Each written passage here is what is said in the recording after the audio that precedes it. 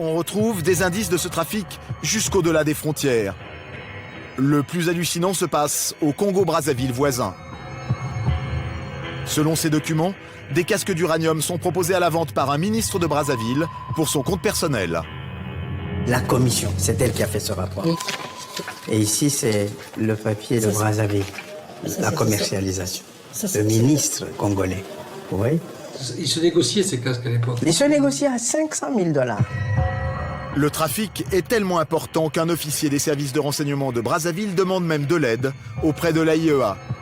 Il s'alarme que des avions privés ukrainiens et yéménites atterrissent sur un petit aéroport pour charger du matériel nucléaire. Nous avons joint à Vienne un autre inspecteur de l'AIEA, fin connaisseur du Congo. Les casques de Kinshasa, il reconnaît qu'il ne sait pas où ils sont allés.